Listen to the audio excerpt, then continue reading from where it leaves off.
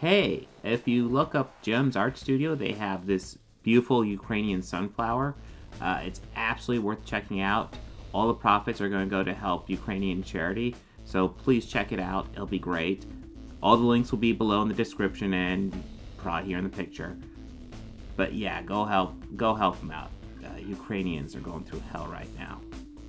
This Organized Chaos video is brought to you by Jem's Art Studio.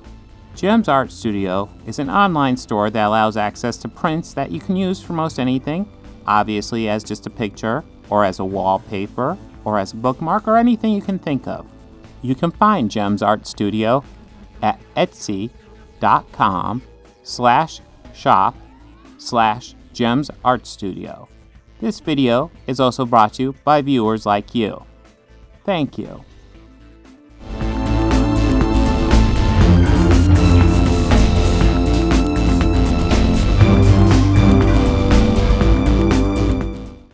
So the video I released a couple days ago is actually doing all right for my recent videos. I'm actually kind of shocked. Because mainly that video took me 2 hours to produce. It was fun. It was just me watching cringeworthy videos. And honestly, if I can get this type of content to take off, it will actually help me have more time to produce more in-depth content. Because this is fun and kind of easy, and if you guys enjoy it, go ahead and give it a thumbs up, and it will help me do more of the Marvel vs. DC stuff. The last videos just got tons of requests, and I would love to do them. I would love to do them, but I need time. I'm working 40 hours a week. This YouTube channel maybe brings me $100 a month, and so I just gotta do it in my off time. If I can do a video like this, and that'll help with the funds a bit, and then that'll help free up some more resources so I can do more Marvel vs. DC content or stuff like that. So yeah, I hope you enjoy this. We're going to watch some more Marvel cringe content, which is, I'm sure there's plenty on the internet. I don't know if you guys are familiar with a brand called the Daily Wire. I believe it's been founded by a guy named Ben Shapiro, who is essentially this guy who is treated like an intellectual, but in reality, he just talks really fast and says really stupid stuff. That's kind of quickly who he is. I actually did a little bit of research into this, and I found out his origin story. Well, there was this guy that was a toy maker, and he crafted this wooden doll. But through the power of magic, this wooden doll came to life. And this wooden doll wanted nothing more than to be a real boy. Now, you might be thinking this is the story of Pinocchio, and yeah, it's very similar, but slightly different, because you see, the fairy that visited this little wooden boy, well, this fairy was kind of drunk, didn't really give a shit about her job, smoking. She appeared to Pinocchio. Hey, what do you want? I want to be a real boy. That's what this one doll said. Sure, fuck it, here you go. Made him a real boy, except, she kind of half-assed it. He's not entirely a real boy. See, there's the part, at the top part of his head, right, inside his skull, right behind his forehead, that is still wooden. So there's nothing really useful there. That's who Ben Shapiro is. Now, this is actually a fairly common story. And what he has done is he put together this group called the Daily Wire, filled with people who have had a similar experience like this. So you could argue these people are differently abled, and maybe I shouldn't make fun of them. But they're out there spreading some crazy out there stuff. So fuck that. We're gonna make fun of them. So here we go. I typed in Daily Wire Marvel, and I get some stuff that looks really just outrageously cringe here. We're gonna see what these people think of Marvel and what their opinions are. And we're just gonna start at the top of the list. Today we're gonna watch that first one. Is wokeness killing the Marvel franchise? I am having Comicsgate flashbacks instantly. I'm going to regret this, but we're going to watch. To have this discussion, we're going to have a deep dive into the Eternals and the Marvel Cinematic Universe. So, fair warning, spoilers ahead. The plot of Eternals, gosh, it is just a mess. To start with, what we have essentially are some eternal beings created by the great energy god, Arishem, and they are there to defeat some other creatures that he made that feed on humanity. Eventually, they've destroyed all of those creatures until near the beginning of the movie, one comes back and it's now evolved. So to be honest with you, it's pretty complicated. It's one of those films that you go, it's both complicated and boring. The wokeness in Eternals is pretty heavy, and one of the Okay, I just want to stress I am so fucking sick of the term woke. It is so just fucking overused. People treat it like it's a goddamn disease. And at the end of the day, it just seems like, hey, you know what? Maybe we should give opportunities to people besides white guys. That's all it seems like. And it's like people are blowing up. And it's like, holy shit. It's not that big a deal. White guys are still all over the fucking place. I mean, Jesus. The most obvious ways that you're going to see that is the cast. The Eternals, these created guardians of mankind, come in all genders, colors, sexuality, and ability. Okay, that's a picture of the director in the middle, just so that's not a good whatever. Which, if we had some explanation for that, might be fine. But we have no explanation for why the god Arishem decided to make one of the Eternals. You need a fucking explanation for that. You need an explanation as to why the god Arishem didn't make every single fucking Eternal a white guy. When they're placing these throughout history, and you expect him to do a white guy for all of them? That makes no goddamn sense. Holy shit. Eternals, a deaf girl, why one is a child of indeterminate gender, why some are minority women. I thought fairly clear she was a woman or a girl or a woman. I didn't think that was indeterminate. And there's no explanation given for that. And it's frustrating. As you watch the movie, you go, an explanation as to why they aren't all fucking white guys? You need that? Because I think it's pretty fucking obvious. I don't understand. Why did he do this? Also, we have LGBT representation in this film. For the first time, it's quite overt. We have a gay, black, Eternal superhero, Phastos, and he has a male partner and a child. And that actually features somewhat prominently in the movie. So that is a really... One scene. What she is taught. Well, I guess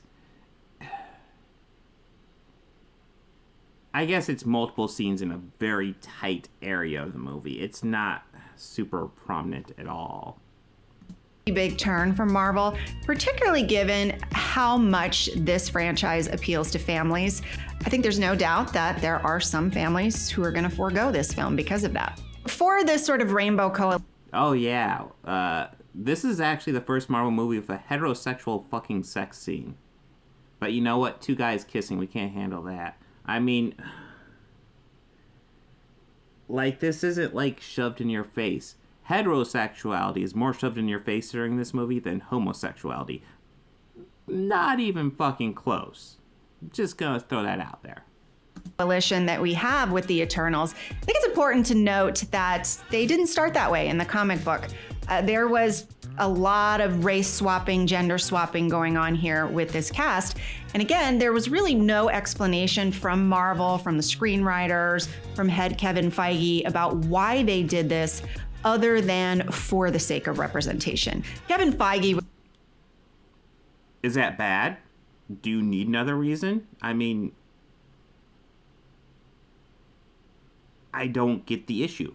Was really the visionary who first saw the potential for Marvel to take the Avengers and create a cinematic universe out of that, to create an interconnected franchise where they would have individual films that would also come together in these big collective films.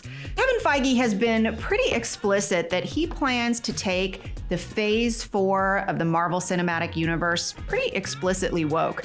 He's given interviews to outlets like Variety saying they are going to plan for more LGBT representation, that they are going to look for more opportunities to develop minority and female superheroes. And again, Okay, so how much of the current population is LGBTQ? Let me ask you that. Because I can Google that real fast. I'm even going to say U.S. population is LGBTQ. Okay, so according to this, a Gallup poll right here, 4.5% in 2017 identified as LGBT. So that would be 1 out of 20. So logically, if they're introducing characters, 1 out of 20 of the MCU characters, to be appropriate, should be LGBTQ. This is just LGBT. So 1 out of 20 characters should be LGBT. Just to be a decent representation. So far, they've had, I'm trying to think if they've really had any. Valkyrie. Before this movie, Valkyrie. And that was only implied. They didn't actually say that. It was just strongly implied. Again, he's not talking about any of this in service to the story, in service to the plots or the fans. He's really saying it very explicitly that we are just doing it for the sake of identity politics. I don't know that I would say that something has changed for Feige. I think, like a lot of people, when you're on your way up in your career, you're really focused on doing the good work that's going to get you attention, that's going to get you success. And then once you get to the top of that heap, often what you're looking around for now is prestige. And he wants the prestige of his industry. So he has been talking about bringing some of this left-wing agenda to the Marvel world for a while. And part of the reason that we didn't see it sooner was I really do think that Disney executives, basically because of the bottom line, were resisting that. At this point, he feels like he has the power and cachet to push in the direction that he wants, and he's being backed up by the actors. You know, it's funny, when people ask, do studios do this just to appease audiences? I think it's important to ask, what audiences are we talking about? Because certainly, not the average film goers in flyover country. They're not clamoring to see a lot of gay representation in their superhero movies that they take their kids to. But if you're talking about audience... But wouldn't it be good to normalize it? Is there something wrong with normalizing behavior that is just consenting adults? What's the issue?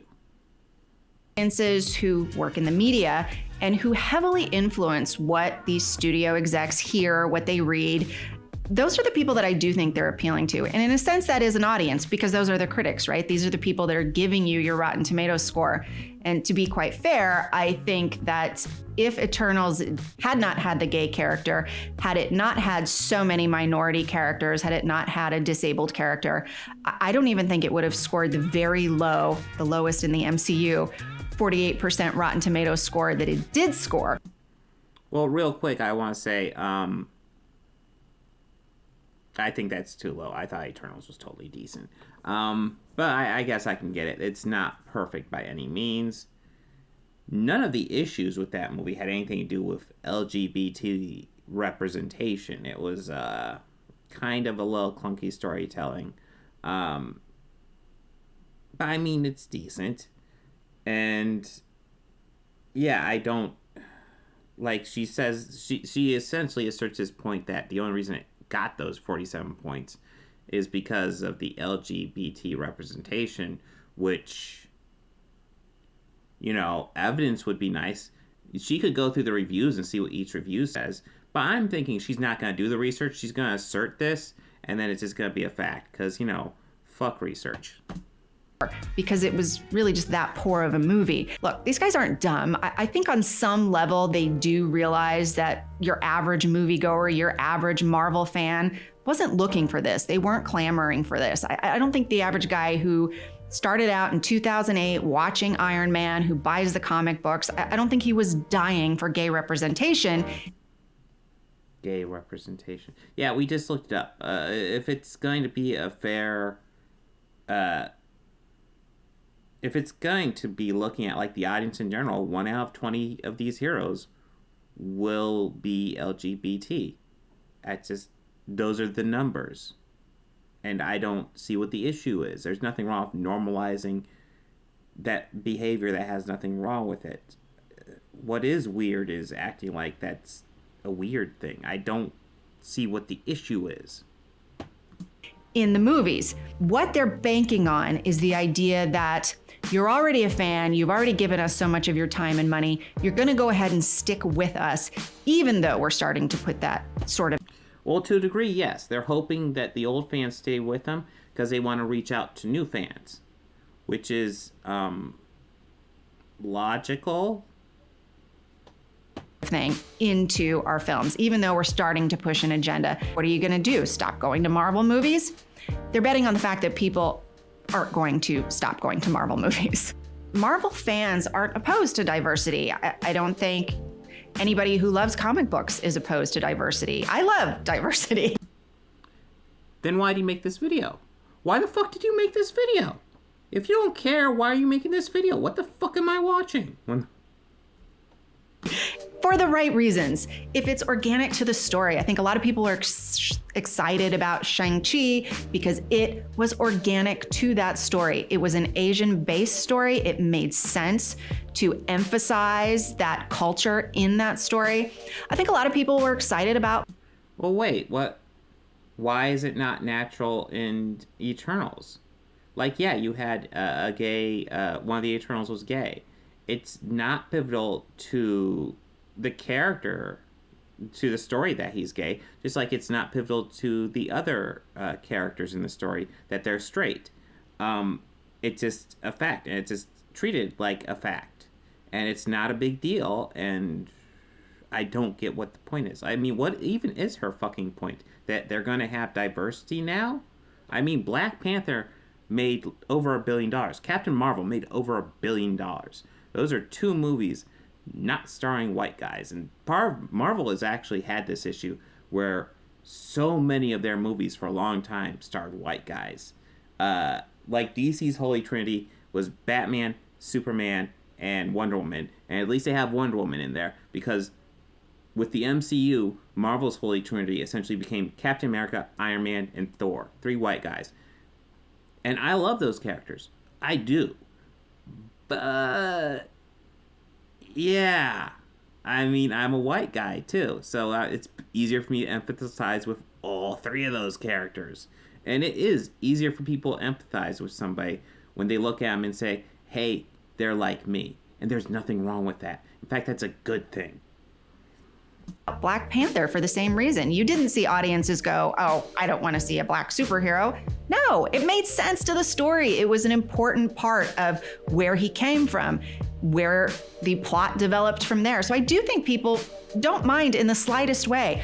What they mind is being force-fed something that has no creative artistry. And I think that's what they're feeling. Okay, if you don't like the Eternals, do a video critiquing the Eternals. Instead of critiquing, oh, there's a gay character, and not all the characters are fucking white guys. What? Jesus. Okay, if you have... just critique the Eternals. Holy shit. Feeling was something like the Eternals. I think that was where people kind of got upset and rejected it. This video is brought to you by Kamikoto. Kamikoto makes great Japanese steel kitchen knives using traditional techniques. Well, that was an abrupt as fuck commercial. Oh my god. Let's see, where can we skip to? Jesus Christ, this video is even shorter than I thought it was. Okay, there's...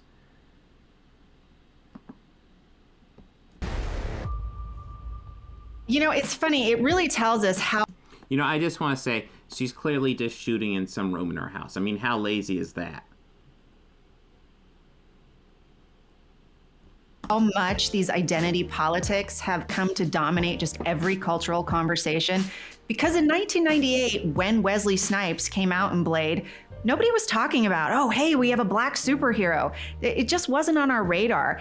And unfortunately, I do think the fact that it became such a big deal for Black Panther tells us how much... It's mainly a big deal because you fuckers won't quit fucking talking about it. I mean, holy shit. We get like a billion fucking movies, superhero movies starring white guys.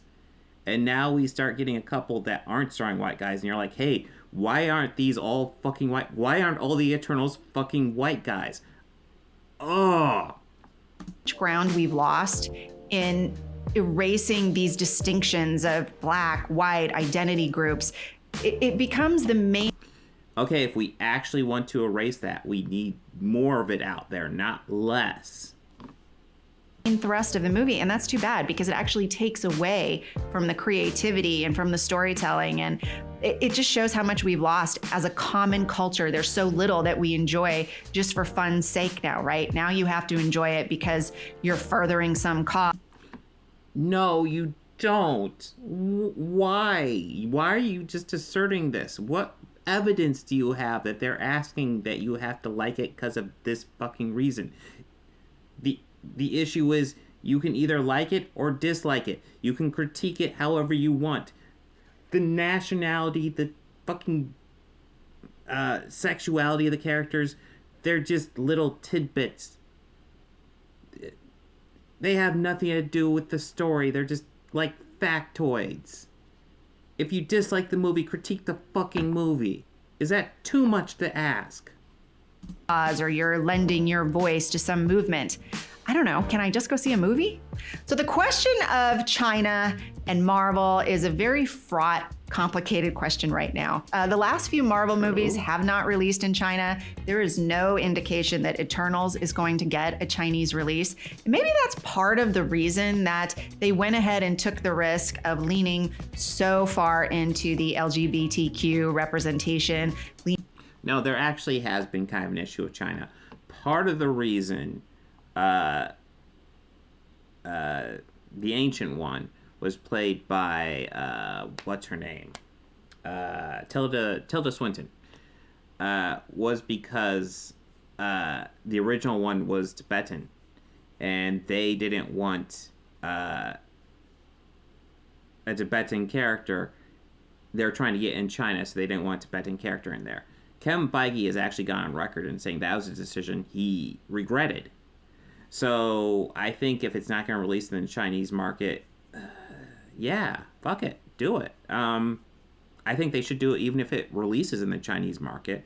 But yeah, I mean, fuck it. Jesus. I don't even think Shang-Chi released in the China market, so. Leaning so far into the diversity marketing because it was pretty clear early on that that film was likely not going to get a release in the Chinese box office. And oh, you mean only because a lot of them haven't? Yeah. Yeah, what are the fucking odds? You must be a fucking psychic. And I think it's going to be interesting to see what happens with the next MCU releases. So I don't know. I think the game could change very significantly at this point because it seems like the big Chinese dollars that studios like Disney have relied on so heavily are suddenly drying up. So the question of censorship and the Marvel Universe hasn't really been something that's come up a lot. In Avengers Endgame, Captain America had a counseling session and one of the men in the group, this unnamed character, mentioned a husband. Well, for example, in Russia, that dialogue was changed to make that man heterosexual. And so you would see little things like that. I don't know how they're going to be able to navigate that going forward. And if you ask me, that's, fuck it, I'll just say it's a pussy move. They need to open their minds. And, yeah. Forward. We're already hearing that Eternals is not getting a release in the Middle East either. When they have that much content, I think it's going to be a lot harder for them to just, change a little bit of the dubbing or slice a little piece off for the cutting room floor. In this case, if they think they're already not going to get a release anyway, there's probably not going to be any censoring because I don't know how they're going to get around it with this film. From pushing the diversity angle to possibly making a diversity hire in the director's chair, what we're seeing from beginning to end is that this wasn't a Wow, shots fired right there. Good choice for Marvel, and it's not going to be a good choice for them going forward into this phase 4 of the MCU. Eternals scored the lowest Rotten Tomatoes score in history, 48% from critics. It also lowest in history for fucking Marvel, not lowest in fucking history. Oh my god. You might well look up a little movie called fucking Saving Christmas. Jesus Christ. Scored the lowest cinema score in history. Now that ranks in history for Marvel. Oh my God. Jesus Christ. audience reactions. That's a survey of people as they come out of the movies telling you whether or not they liked it. Well, they didn't. At least not very many of them, not compared to the other Marvel movies. So from both critics and your average moviegoer, it's the lowest ranking movie in Marvel history. I'm not a prophet, so I don't know what happens to Marvel from here on out. But what I can see is that this obsession they have now with appeasing the left and promising them that they're going to get all the woke representation they want in Phase 4, it's not off to a good start. And if they continue down this path, I think they're gonna lose audiences. I think they're gonna lose their core fan base. The reality is people didn't sign up for Marvel for this. People signed up for Captain America. People signed up for Iron Man and Spider-Man. Those characters aren't gonna be around for a while. And it's worth noting, like, Iron Man wasn't the biggest Marvel property when he was released. He became one of the biggest ones. He's probably the second biggest now, next to Spider-Man. But when that movie came out, like, he was definitely behind Spider-Man, probably behind Hulk, definitely behind Wolverine. A lot of the X-Men he was probably behind. Won't surprise me if he was behind Storm. Yeah, what Marvel does is it takes lower level properties that people are less familiar with, or what specifically the MCU does is take lower level properties that people aren't familiar with and, like, gives them good stories and makes people familiar with them. That's why they've been so successful. I mean, people aren't clamoring for a Guardians of the Galaxy movie until it happened. So, yeah, Eternals isn't that shocking after that. I don't think they're going to sign up for two men kissing, a mild sex scene, but a sex scene in a superhero movie. Part of the reason that this franchise did so well is because it was one of the few types of movies that everyone could still go and enjoy together. It was still an example of the shared common culture we still had. When they're breaking that apart. So it's only allowed to be a shared common culture if the leads are fucking white guys. Is that your fucking argument? I mean, I don't even understand. Like, she says she's okay with Black Panther and Captain Marvel, but she's not okay with Eternals because of the casting. How is it fucking different? How is this different? You are allowed to actually critique, like, here, I'll tell you a big issue with the Eternals right now. I brought it up in the podcast. I'll say it right here. The Eternals has the character of Kingo. He, spoilers for the Eternals, by the way. When Icarus is revealed to be the bad guy, Kingo says he's not going to fight him. And it's almost set up for Kingo to pop up at the last minute and save the day.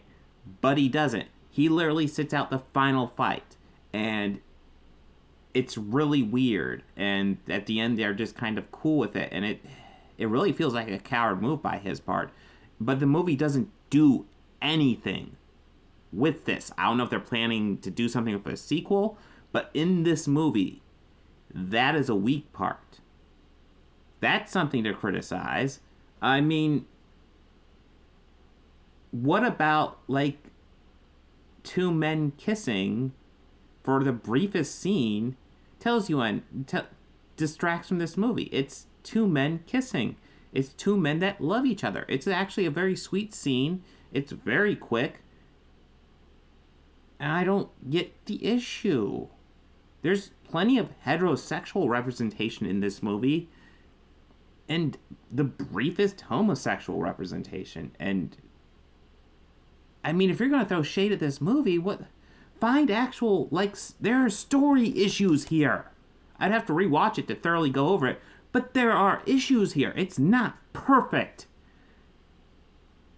It just really seems like she didn't like Eternals, and now she's taking this fucking trad approach to it. Oh my God. Art and making it yet another point in the political battle, when they're making it yet another political commentary. People don't want to pay money for that. People don't. how is it political commentary? Oh my God, it's just two guys. Two consenting adults. It's not political. Fuck.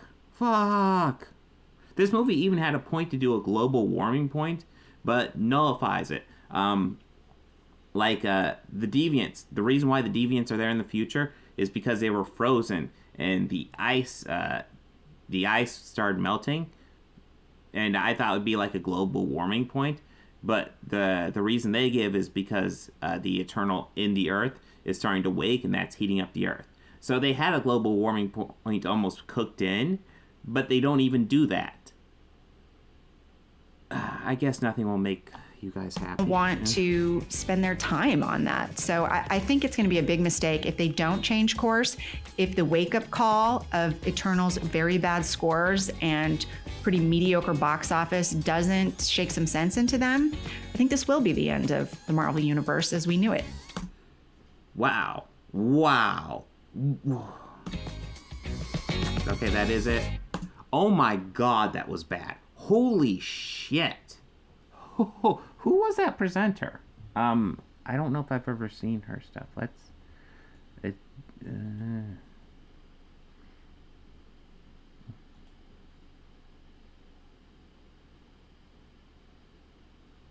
Oh God, some of these comments.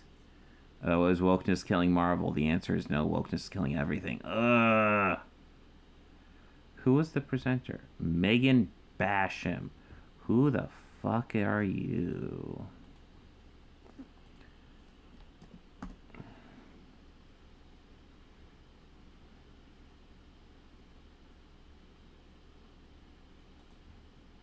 Is she a film critic? Is she Rotten Tomatoes film critic?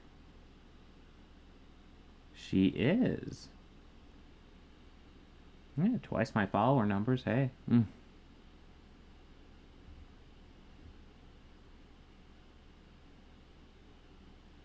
Oh, retweeting Elon. Oh, she's officially Elon fangirl. Oh, that's not cringe at all. Tweeting some Babylon Bee. It's like The Onion if The Onion was shit. Yeah, she's a Rotten Tomatoes film critic. And she apparently doesn't know how to do film criticism outside of my movie Better Star a White Guy or Else. Jesus Christ, that was so bad. So bad. I mean, I don't like it. It felt like a Comicsgate thing, but not like Comicsgate stuff. Like, I felt like wore more on its sleeve. This was trying to code it and like she's trying to be like a real film critic, but not actually like fucking doing actual fucking critique. Like, that was like an Eternals review, but like the worst fucking review for any movie ever. Like, there's no substance there. Like, literally nothing. Like, did she even bring up a story point? Did she even say a fucking character's name? I mean, holy shit. Oh, wow. Is that the level of their film critique? Because holy shit, that was bad.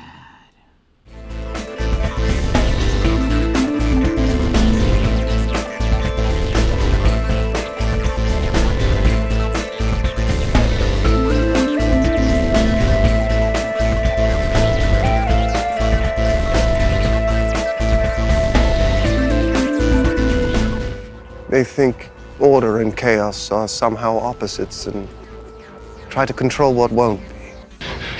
I used to fuck guys like you in prison.